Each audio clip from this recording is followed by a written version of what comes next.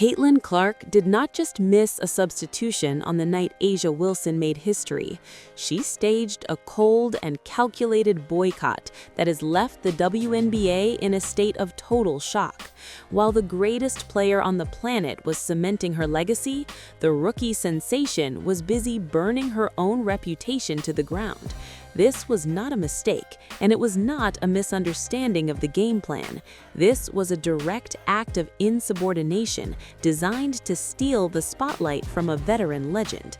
The cameras were focused on the basket, but the real crime was happening on the bench, where a locker room fracture finally turned into a full-scale mutiny.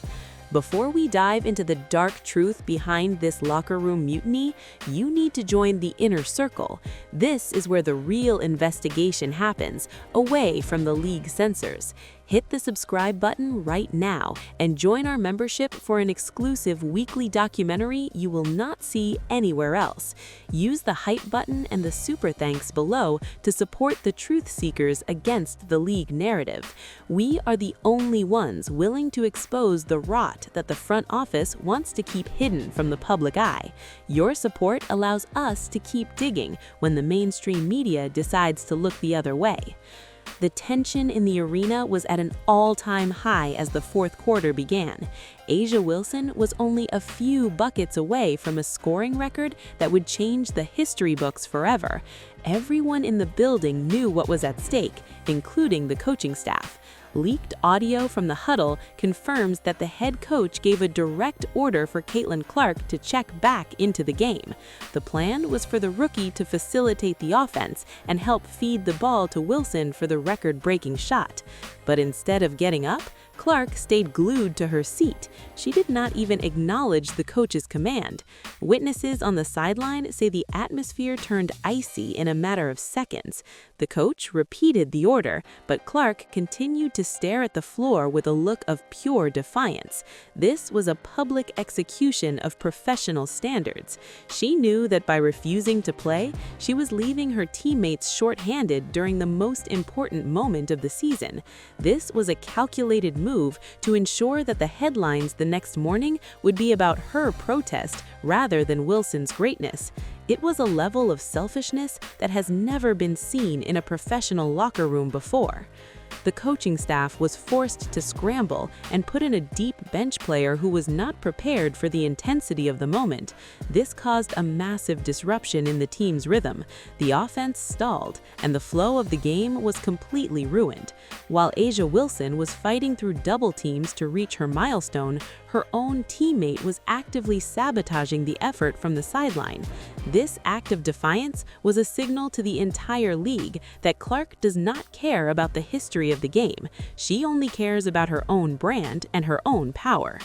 The internal leaks from the organization reveal that this boycott was not a spur-of-the-moment decision.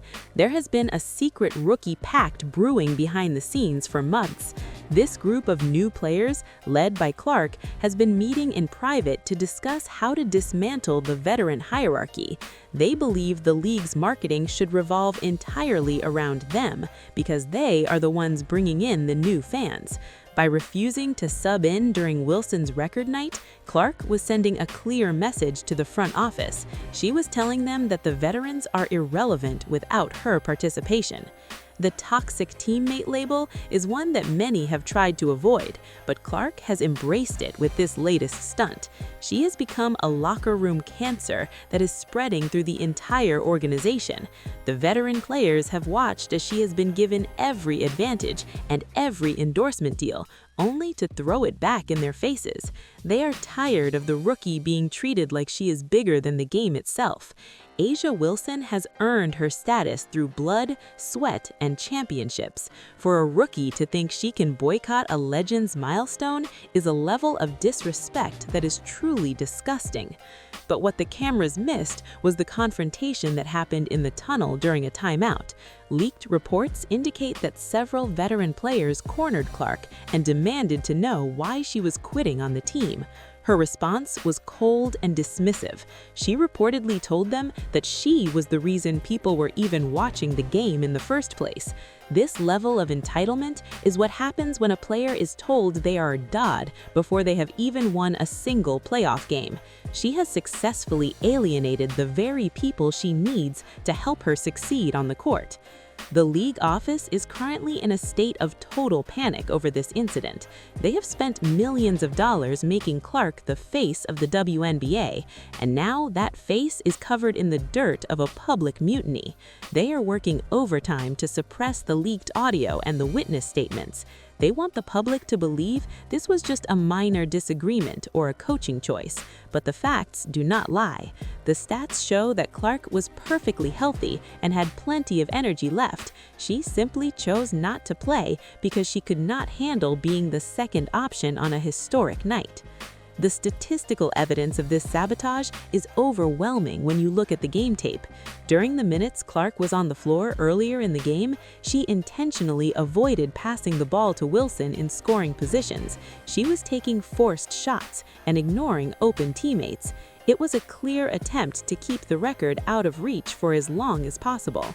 When she realized she couldn't stop the greatness of A'ja Wilson on the court, she decided to stop it by refusing to play at all. This is the ultimate betrayal of the game of basketball. The manipulative vet narrative is a lie that the media uses to protect their golden girl.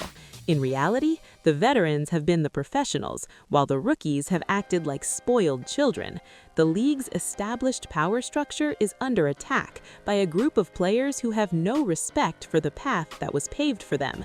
They want the rewards without doing the work. Clark's refusal to sub in was the most visible sign of this deeper rot. It shows a complete lack of character and a total disregard for the fans who paid to see a team compete. The aftermath of this incident has been brutal for the team's chemistry. The locker room is now divided into two camps. There are those who stand with the veterans and the history of the game, and there are those who follow Clark's toxic lead. This kind of fracture is almost impossible to fix. Once a player shows they are willing to quit on their teammates, the trust is gone forever. A'ja Wilson might have gotten her record, but she lost a teammate in the process. The victory was hollowed out by the shadow of a rookie who thought she was more important than the milestone. The corrupt front office is also responsible for this disaster. They have coddled Clark from the moment she was drafted. They gave her a longer leash than any other rookie in history and allowed her to dictate terms to the coaching staff.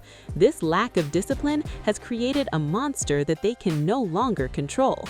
Now they are facing a situation where their biggest star has publicly shamed the league's greatest ambassador.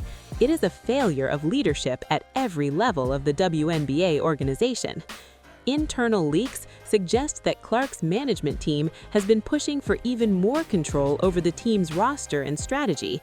They want the offense to be built entirely around her, regardless of who else is on the floor. When the coaching staff tried to prioritize Wilson's record night, Clark's team saw it as a threat to her brand. They encouraged the boycott as a way to flex their muscle and show the league who really runs the show.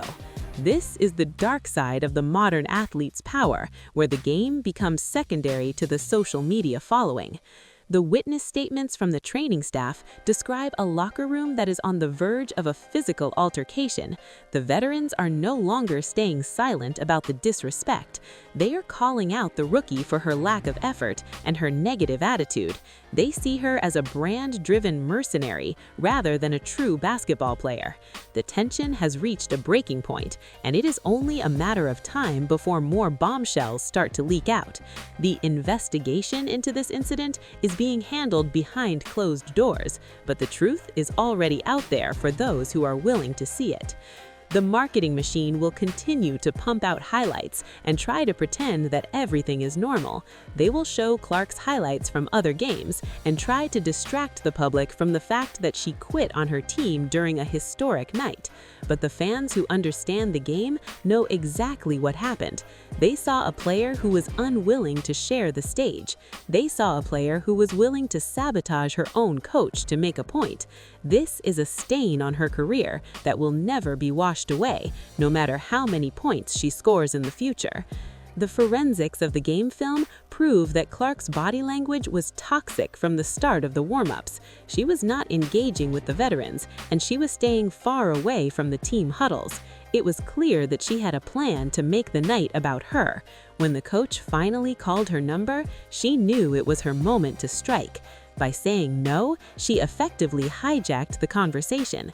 Instead of talking about A'ja Wilson's incredible skill and longevity, we are forced to talk about a rookie's lack of professional decorum. A'ja Wilson deserved a night of pure celebration. She has been the gold standard of the league for years and has handled herself with class and dignity. To have that night marred by a rookie's ego is a travesty. It shows a total lack of situational awareness and a complete absence of humility. Clark has proven that she is not a leader. A leader would have been the first one off the bench to congratulate her teammate. A leader would have done whatever it took to make sure the record was broken in style. Clark did the opposite. The fallout from this incident will likely result in a quiet fine or a brief benching that the league will call a maintenance day. But the damage is done. The other players in the league have seen what she is capable of. They know that she is not a teammate they can count on when things get difficult. She has destroyed the bridge between the old guard and the new generation. This rookie mutiny is the biggest story in sports right now because it represents a total collapse of the values that make basketball a team sport. The league is desperate to keep the Caitlin Clark effect alive because of the money it brings in. But they are learning the hard way that you cannot build a league on a foundation of toxicity. If you allow one player to think they are above the rules, the whole system starts to crumble.